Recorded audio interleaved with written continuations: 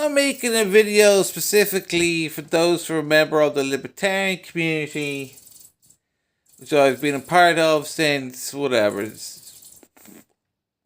the bank bailout, say before 2008. Helped to set up a libertarian website. The original libertarian community disappeared for a couple of years, came back. I think they had like 120 members. I became admin, jumped up to 900 members, went past 1,000. Obviously, I left again. And I think it's now down to 600 members. So why did I go from libertarianism to nationalism? So, don't normally make a lot of philosophical videos, but here you go. I'm going to explain what libertarianism means. The word libertarianism means to govern oneself. It originates from Christian theology. So, a part of Christian philosophy, and I guess Jewish philosophy as well, you love God with all your heart, and you follow God's commandments. You can only follow God's commandments if you have free will. So this is why, God invented angels, and he got bored. Humans were a bit of crack. So we have free will. This is largely due to also taking the apple. Okay, I guess because you could say because we took the apple, we had free will before it. But the point is, if you're a Christian and you believe in free will, you're by definition a libertarian. This then became a political philosophy where you govern yourself. And at the time, because everything was monarchy and imperialism, libertarianism was more popular in the form of, say, living in communities together. So you would have decentralized communities, a bunch of people who are like each other come together and create communities. So this is why a philosophy called libertarian socialism, well, I wouldn't say it became popular, but became an idea in the intellectual realm before Marxism came to be, and then Marxism took over and became popular, and that's what socialism became. Everyone said. So you have Marxism, the statist version, like the authoritarian dictatorship version of socialism, and libertarian socialism, which is like a bunch of hippies living together. So obviously, as time goes by, monarchies crumble, empires fell, people realize socialism is rubbish. A man called Ludwig von Mises starts creating the more capitalistic version of libertarianism, where you just have a small state that manages defense, and the economy is pretty much a free market, close to zero taxes, close to zero banking or business regulations, but you don't bail out banks or businesses. And that was successful in Austria, hence we called it Austrian economics. I mean, there's other people that you'd attribute to being founders of the Austrian school of thought. Post World War II, planning things became really popular. Europeans became obsessed with planning and regulations. The idea was that we won World War II due to planning, and we can solve all our political problems with planning.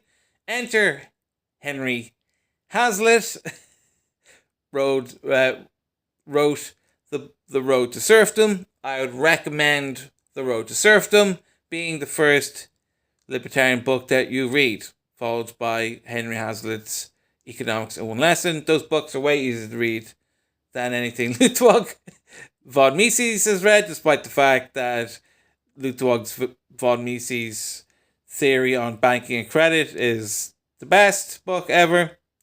You'd still probably start with Hazlitt. So that's more of a centrist version of libertarianism. Later on, libertarianism then becomes more popular in America. This is in the 70s. This is where we get the Rothbardian version of libertarianism. Cato, reason, in competition with the Ayn Rand philosophy, which half the time is fun and half the time is just egotism. Ayn Rand is officially not a libertarian, despite the libertarians often like Ayn Rand. Then you've got the Rob Paul revolution, who is a libertarian in the sense that Rothbard is, but he ends up being more like Ludwig von Mises. So after the Iraq War, and then solidified by the bank bailouts, I at that stage become a libertarian. I kind of went into a mad anarchist phase where I was a super mega hippie. I lived in bushes, man. I would go foraging I'd go foraging for food like in the mountains of Hungary. That's how I lived for like years. And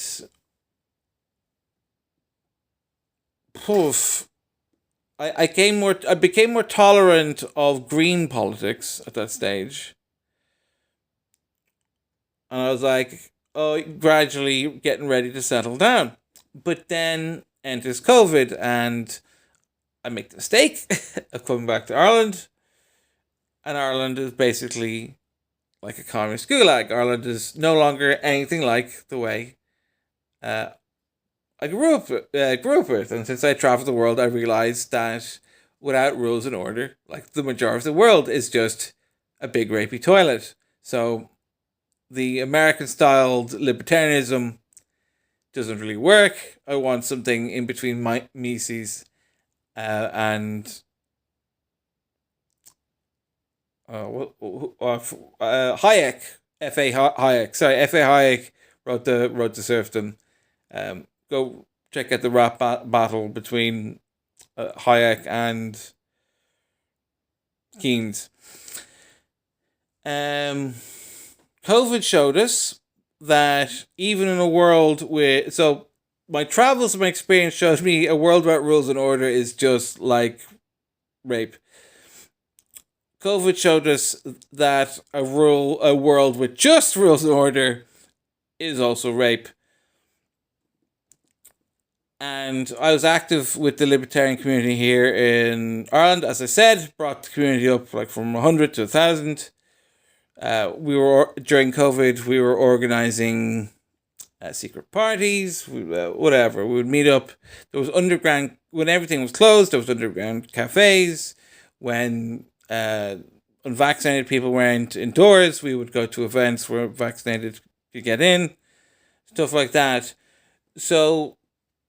And the reason why I went from libertarianism to nationalism, I guess you could kind of see me as a kind of a libertarian nationalist. Basically a nationalist who's not that extreme. Because if I was going to talk to you, or I've just been talking about libertarianism, we could only do that if mostly we're English speaking, mostly we have the same grasp of reason and reality as each other, because even within English speakers, you have different regions with different way of thinking, and even within those regions, you then have different schools of thought, social classes, and ethnic groups, which is why, at the end of the day, no matter what you say, or how much you think, or intellectual ideas, or how brilliant your ideas are thought out, the majority of people will be voting with either A, their ethnic group, or B, their social class. And religion, there's all these other factors that come into being. The most important thing is that people from other countries don't really care too much. And the problem with libertarianism is that if you're following a philosophy that's centered around self-interest, it's very hard to get people motivated to do political action, because it's like, oh, what's in it for me? Society needs some kind of mythos that unites it together, and it might as well be ethnicity, religion, and social class. Basically, the majority of people are going to be the same ethnic group, the same religion, and are largely concerned with working and earning money. When you have more people who are interested in just leisure, then the people who need to survive no longer have a voting body. And other ethnic groups will always go against us. And when it comes to religion, it's like atheists don't believe in logic and reason and science. The only people who typically believe in rationalism are Christians. It's a very Christian thing. There's also Buddhist rationalism, and maybe other cultures have a different version of rationalism. But like I said, culture is more important than anything else. I'm more concerned about the people of my culture. Christians believe in rationalism and empiricism. Atheists believe in relativism. I could leave the Jews alone for now. The important thing is that radical Islam is here to wipe us out. They're very open about invading our country and taking over. And we need to save Ireland from being taken over by Sharia law, jihadism, the Intifada. I'm calling it radical Islam. Garda Commissioner Justin Kelly calls it radical Islam. I'm calling it radical Islam. Islam is a social economic philosophy. It's a religion and an economic system, and it's even a banking system. It's the whole thing in one book, and the only belief system that can counter it is Christianity, because Christianity is a political system, it's a legal system, it's a morality that believes in absolutism, rationalism, and empiricism. And by default, democracy and capitalism is what naturally flows from a Christian society. So when I say that I'm a libertarian, I mean that originally it's a Christian idea that we govern ourselves and people have the right to make those choices, whether they're right or wrong. But the Bible clearly states that we have to punish people or when they make the major wrong mistakes, which is Jesus' 4 commandments is very much like the non-aggression principle in libertarianism. So I want everyone to govern themselves, but there's some people in our country who act like wild animals, and those people need to be disciplined. And those of us who are good and believe in the one true God, we believe in one reality, one set of rules applied to everyone.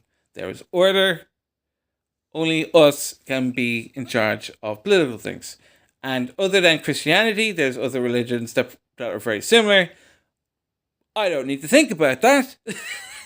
I only have to think about my own culture, my own country, my own ethnic group, where it is pretty much just 2 major Christian dominations, militant atheism and radical Islam. Every other religion is tiny in comparison.